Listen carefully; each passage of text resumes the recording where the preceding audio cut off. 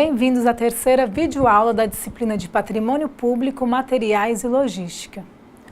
Hoje vamos compreender como se dá a gestão das operações logísticas a partir de indicadores e expandir a percepção sobre as diversas partes que compõem a logística.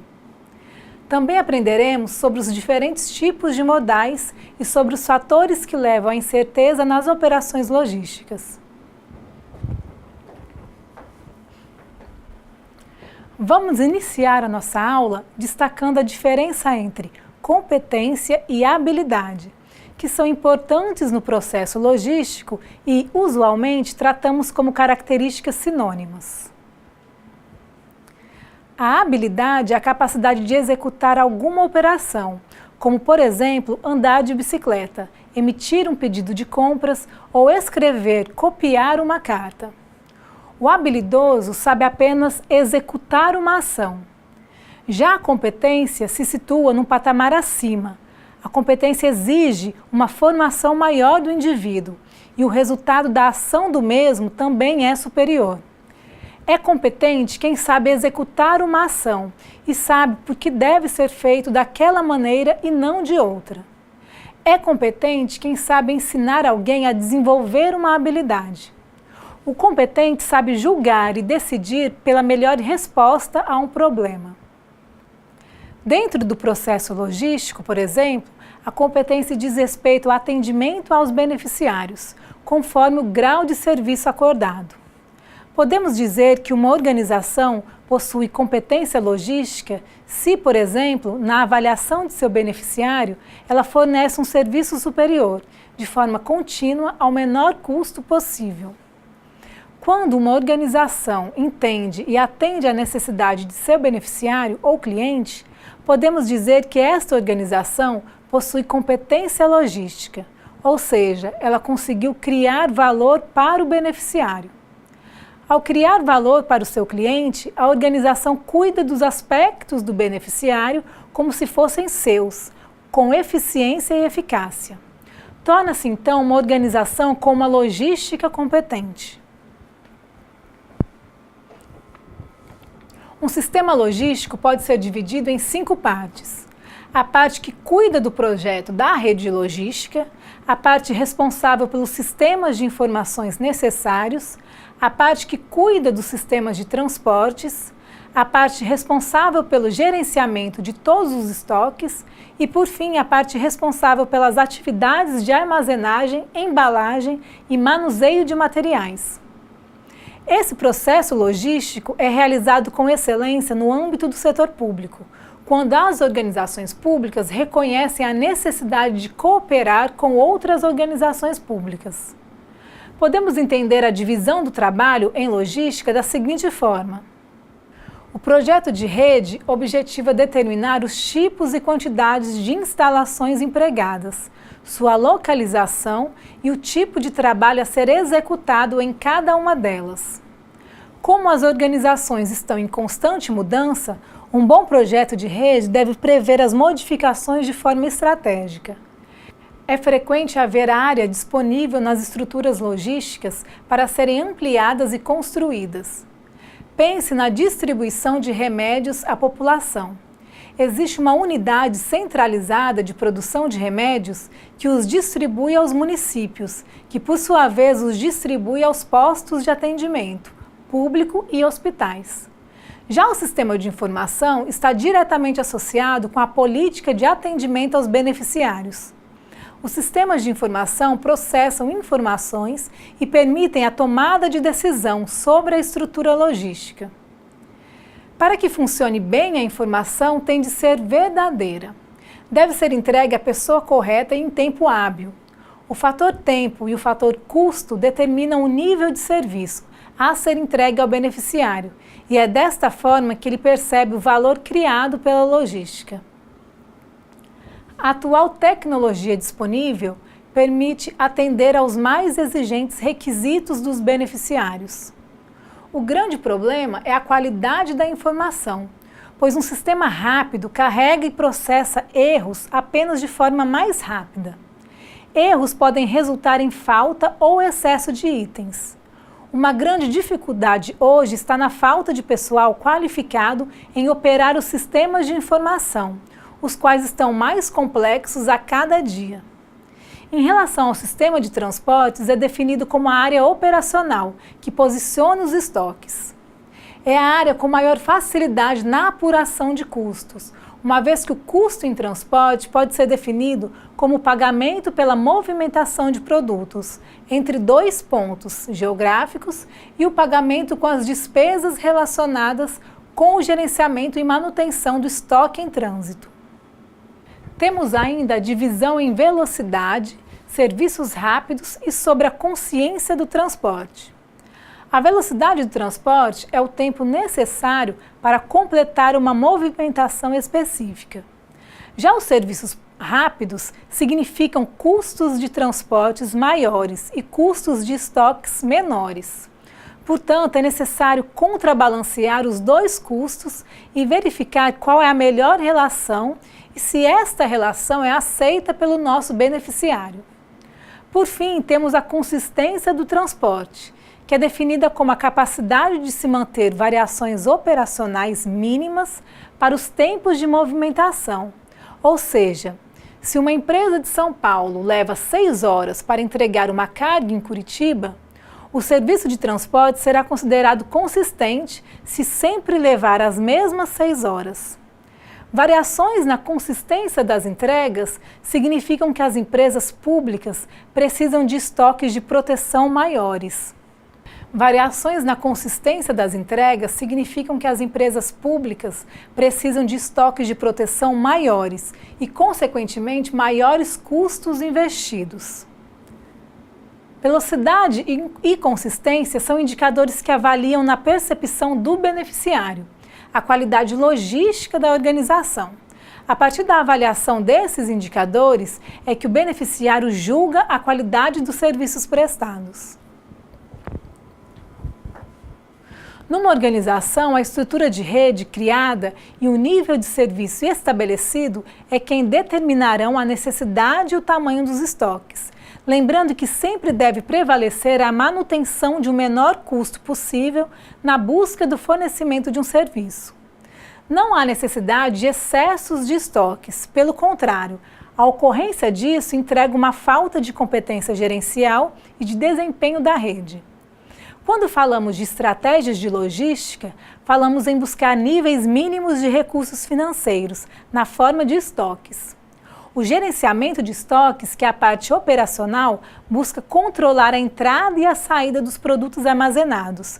Por isso, a importância da gestão de estoques, pois muitas coisas podem acontecer nos armazéns que podem comprometer os produtos que ficam lá armazenados. Por fim, temos a gestão dos armazéns. Esse setor cuida das operações de carga e descarga dos serviços de separação e coleta dos diversos pedidos.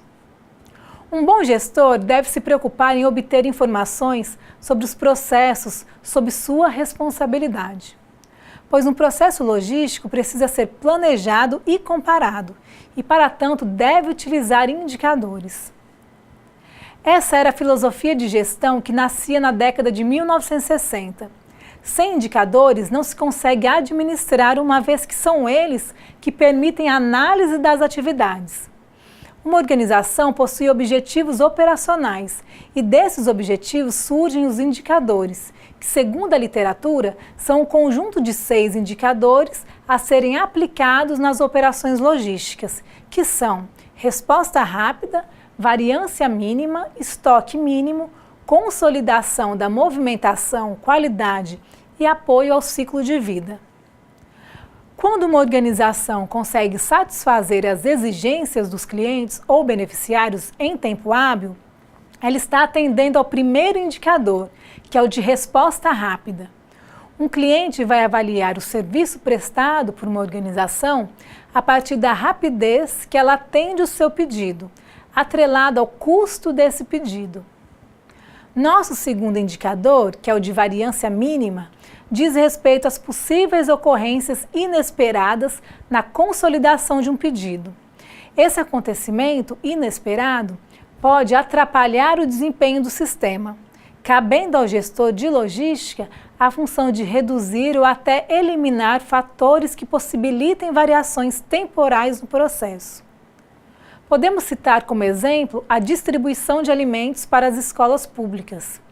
Imaginem que, se houver muita variância, as escolas podem ficar sem alimentos em um período e excesso em outros. E alimentos possuem validade e, portanto, não podem ficar estocados. E aí entramos no nosso terceiro indicador, que é o de estoque mínimo, que é o total de investimento distribuído em todo o processo logístico na forma de estoques. O gestor de logística deve sempre cortar custos com estoques, mantendo o mínimo possível. Podemos citar como exemplo a polícia em nosso estado. Os pontos de atendimento para reparos das viaturas devem estar abastecidos apenas por peças de uso comum e rotineiro, não havendo necessidade de se manter itens que não são frequentemente substituídos. Temos o indicador de consolidação de movimentação, que é uma forma de reduzir o custo dos transportes. Segundo Kilmer, dentro da definição do nível de serviço a ser oferecido, existe a possibilidade da consolidação de cargas como fator de economia ou do aproveitamento do retorno em vazio. Imagine se a cada transporte de produtos e serviços o veículo estiver parcialmente ocupado. Serão necessárias várias viagens para fazer pequenas entregas de cada vez, o que resulta em custos maiores que os necessários. Temos ainda o indicador de qualidade, que é a avaliação do beneficiário ou cliente quanto ao serviço da organização. A avaliação qualitativa é sempre sob o ponto de vista do cliente. Por fim, temos o indicador de apoio e ciclo de vida, ou também conhecido como processo de logística reversa. Esse indicador diz respeito à capacidade de retirar um produto de circulação. Alguns produtos ou mesmo embalagens são processados e reaproveitados. Percebam que esse indicador relaciona-se com a gestão do meio ambiente. Vimos que os fatores rapidez e variância têm impacto direto no resultado qualitativo do processo logístico.